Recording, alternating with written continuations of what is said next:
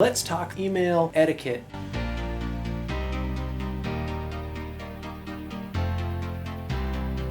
Before you send an email, you should verify that it is the best communication method. If you have to say something that will take too long to say in an email, maybe it might be upsetting or it might be misunderstood without the proper tone, you should always call or talk to the person face to face. Written tone may be taken out of context. That said, email is a great, efficient way to communicate with customers. While sometimes a phone call is the best medium for a conversation, quick or extremely detailed explanations can sometimes be best conveyed over email. If you are responding on behalf of an organization, the support team, the help desk, the service desk, you should never communicate with a customer through your direct or personal business email address. All customer and support related communication should happen within your support ticketing system. This is very important to maintain documentation and to track the issue thoroughly. Also, this protects you as the person helping the customer. Everything that was said is captured in the ticket, and should that customer complain or the agent complain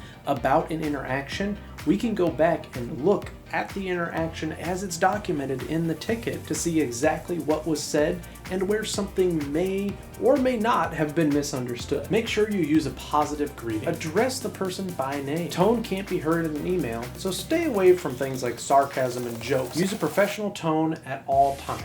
You should avoid emojis, colloquialisms, quips, sayings, and memes. Use proper grammar, proper punctuation, and proper spelling. Always review emails prior to sending them. Reread the email, aloud or mumbling to yourself if necessary. Verify that the tone is professional and your sentences are complete. If you have to, ask a coworker or even your manager to review it prior to sending. I've had many of my employees ask me to read over an email to make sure it's clear before they send it. Always make sure that you have included an official signature, especially for the first email. Your email signature must be included on all external communication. Your company should have a standard and official email signature, and your department might have a standard and official email signature. Your email signature should not be overly long, shouldn't be too visually busy, shouldn't contain multiple images, shouldn't contain multiple fonts, it shouldn't have dead links or expired information. Voted best place to work 13 years ago. You might be able to put a quick quote on your signature, but if it's not part of the standard email signature, you should leave that out. That might be on your personal email that you send to your colleagues in the office. As far as the official communication, and if you're working within a ticketing system,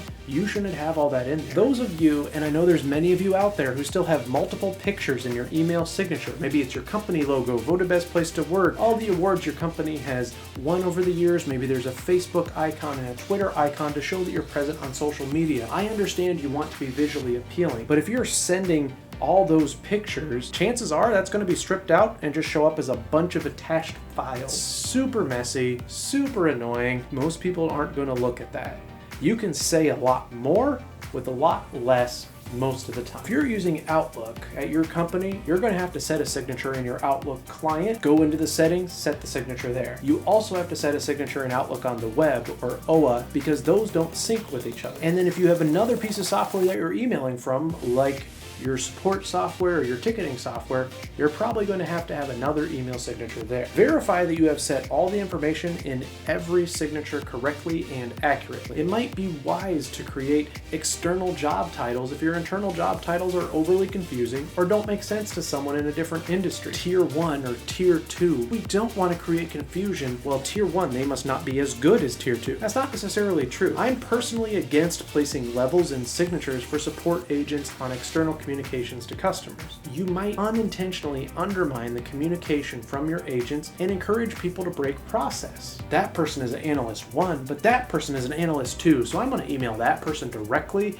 and ask for that person when I call it. If you have an expertise or specializations, that can be helpful and add credibility. Midwest service analyst, marketing and communication support, software support, Windows specialist, floor manager, warehouse and operations specialist, logistics manager. Many places have canned responses for responding to their end users. I'm typically against them, as I've seen them too often become a crutch for support agents. But they do have a place. If they're used well and you have a procedure and a process surrounding their use, canned responses can be great. Let's say your service people always get the same question. Every Monday, we get about 72 emails from people who need to reset a specific password. Let's write up a really good canned response that tells them how to reset that password, where to go to set it, so that way our agents can be quicker to turn around and send those emails out to the customer. That's not only better help for the agents, but it's also better help from the customers. If they receive the same email multiple times, let's hope that they save that, or maybe they'll even remember those words so they can search for it in their email and find that later.